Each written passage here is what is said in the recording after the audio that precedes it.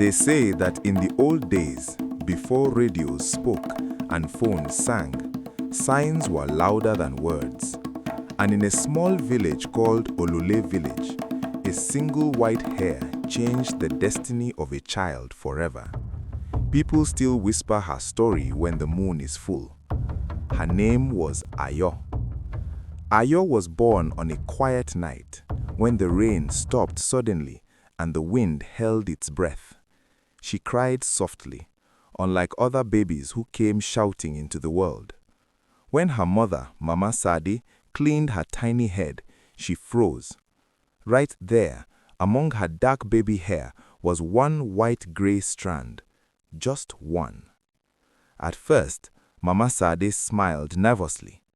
"It is nothing," she said. "Hair is hair." But when Ayo's father, Baba Tunde, saw it, his face hardened like dry clay. From that day, everything changed. Ayo grew up with two older sisters, Bisi and Lola. They wore bright clothes that danced in the sun.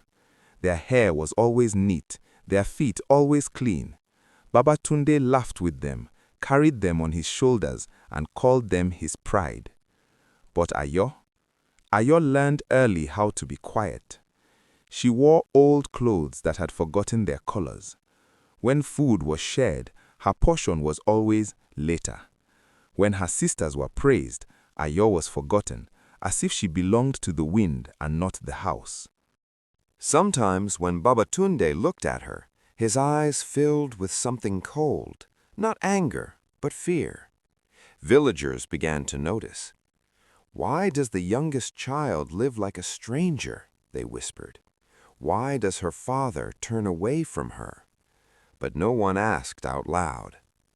At night, when the house slept, Mama Sade would gently touch Ayo's head, resting her fingers on that single white hair. Her eyes would shine with tears she refused to let fall. "My child," she would whisper, "you are not a curse." Ayo did not fully understand those words, but she held them tightly in her heart. As years passed, the white hair remained. It did not spread, and it did not disappear. It simply stayed, silent, stubborn, and bright against her dark hair. Children in the village sometimes stared. Some laughed softly. Others asked questions they did not understand. Ayo learned to walk with her head slightly bowed, not in shame, but in survival. Yet there was something special about her. She listened more than she spoke.